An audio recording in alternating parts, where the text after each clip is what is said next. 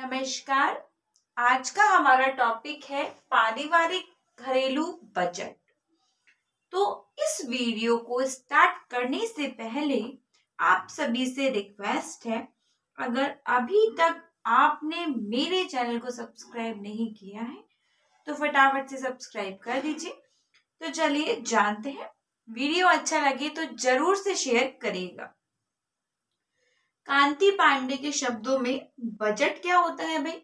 Budget जो अपन देख रहे हैं वह पारिवारिक घरेलू हिसाब किताब जिसे कहते हैं, उसके बारे में हम इस वीडियो में चर्चा कर रहे हैं। बजट किसी निश्चित अवधि के पूर्व अनुमानित आय व्यय का जो विस्तृत ब्यौरा होता है उसे हम बजट की श्रेणी के अंतर्गत समावेशित करते हैं।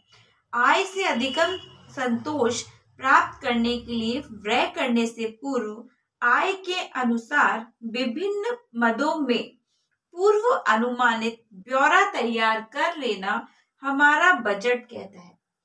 सरल शब्दों में अपन कह सकते हैं कि किसी भी परिवार की विशेष अवधि में होने वाली आय और व्यय के विस्तृत ब्यौरे को हम पारिवारिक बजट की श्रेणी के अंतर्गत इंक्लूड कर सकते हैं। सबसे इम्पोर्टेंट बात यह होती है कि बजट की क्या आवश्यकता होती है, इसका क्या महत्व होता है। बजट बनाने से जो परिवार होती है उसके आर्थिक लक्ष्य स्पष्ट हो जाते हैं कि हमारी क्या क्या प्रायोरिटीज हैं, चाहे वह लक्ष्य अल्पकालीन हो या चाहे वह दीर्घकालीन हो। बजट बनाने से व्यक्ति को बचत करने की आदत हो जाती है और बजट बनाने से कई बार जब आर्थिक प्रॉब्लम्स आती है तो वो समस्याओं को भी आप दूर कर सकते हैं। बजट बनाने से परिवार के सदस्यों का सहयोग लेना की आदत होती है जो वो आ जाती है। साथ ही साथ में आप संतुलन भी बना सकते हैं। बजट से आपको फैमिली के जो एक्सपेंडिचर्स हैं जिसे हम मदे कहते हैं वो भी क्लियर हो जाती है कि हमारी जो इनकम है उसका कितना कितना पार्ट हमें कौन कौन सी चीज पे एक्सपेंड करना है, खर्च करना है।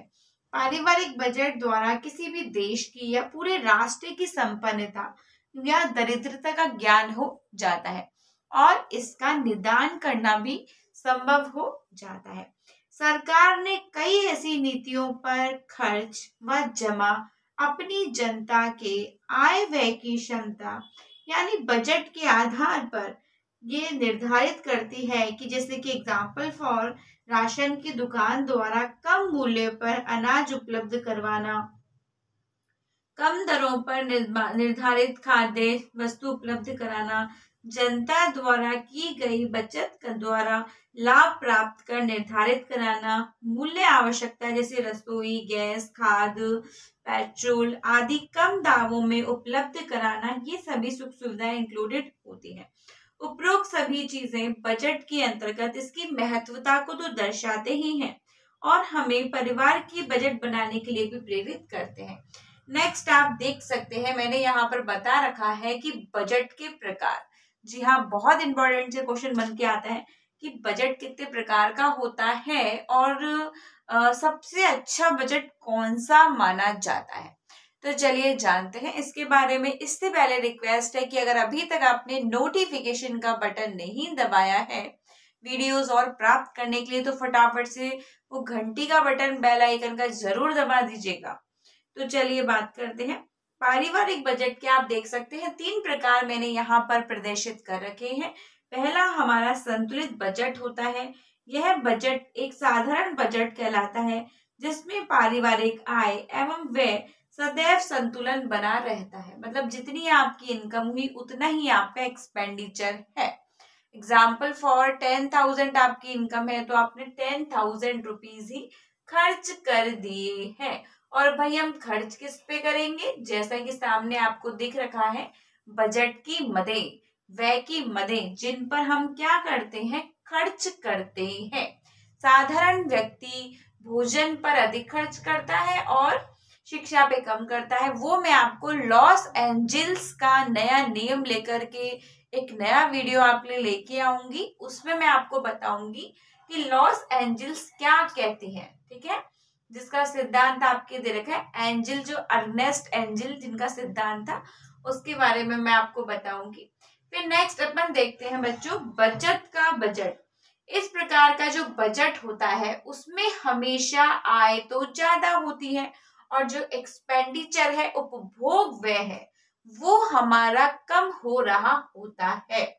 एग्जाम्पल फॉर 10,000 आपकी इनकम है, उसमें से आपने 8,000 तो खत्म कर दिए, खर्च कर दिए अपनी मदों के ऊपर, अपनी आवश्यकताओं की वस्तुओं पर, परंतु 2,000 जो आपने बचा लिए हैं वो आपके क्या कहलाएंगे भाई?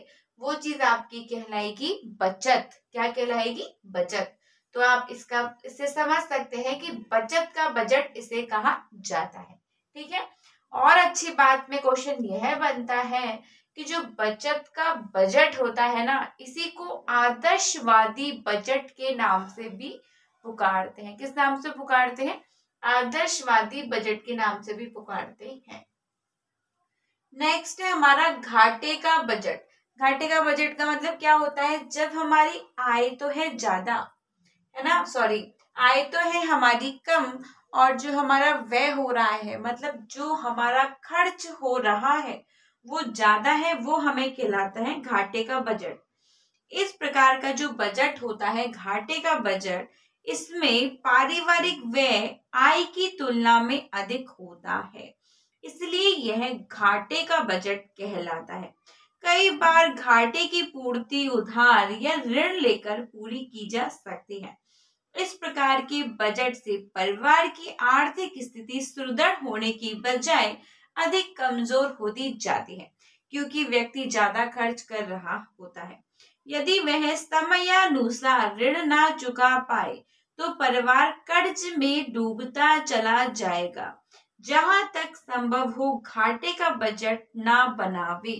कभी भी आपको एक्सपेंडिचर है तो आपको अपनी इनकम के अंदर ही करना चाहिए। घाटे के बजट को अच्छा नहीं माना जाता। आपकी जो मदे की वस्तुएं हैं आप उनको इस तरीके से सेट करें ताकि वो आपकी इनकम के अंदर ही प्रस्तुत हो जाए। नेक्स्ट बात करती हूँ बच्चों में, बचत जो हो रही है वो क्या होती है। देखिए मैंने एक वर्ड लिख रखा है बचत, आपके माइंड में आ रही होगी कि वो क्या चीज होती है। तो बचत का मतलब होता है आय का वह भाग जो उपभोग व्यय के बाद शेष बचता है, उसे हम बचत कहते हैं। एग्जाम्पल फॉर 20,000 आपकी सैलरी है और उसमें से आपने 18,000 एक्सपेंडिचर कर दिया है, तो 2,000 आपकी क्या कहलाएगी भाई? बचत कहलाएगी। और इसके बाद में बजट की मदों में एक बचत भी होती है। क्यों होती है? क्योंकि वो भी इसके अंतर्गत इंक्लूड मानी जाती है। इसमें सबसे पहली बजट की मदों में अपन देख रहे हैं हम बच्चों, आप सभी जानते हैं कि प्रत्येक परिवार, चाहे वो निर्धन हो, चाहे वो अमीर हो या मध्यम वर्गीय है, वो आय का एक भाग भोजन पर खर्च करता है। अब भोजन के अंतर्गत अनाज भी आते हैं, मसाले भी आते हैं, घी, तेल, दूध है, फल है, सब्जियां हैं इत्यादि, ये सभी चीजें इंक्लूडेड की जाती हैं। वस्त्र की जब अपन बात करते हैं तो पहनने के वस्त्र, घरेलू कपड़े, चादर, पर्दे, तौलिए, ओढ़ने के वस्त्र इत्यादि सभी इंक्लूडेड माने जाते हैं। आवास की बात करते हैं हम तो मकान का किराया, संपत्ति कर या मकान का निर्माण कर रहे हैं हम, धुलाई है, पुताई है, मरम्मत इत्यादि, इन सब पर भी खर्च इसके अंतर्गत माना जाता है।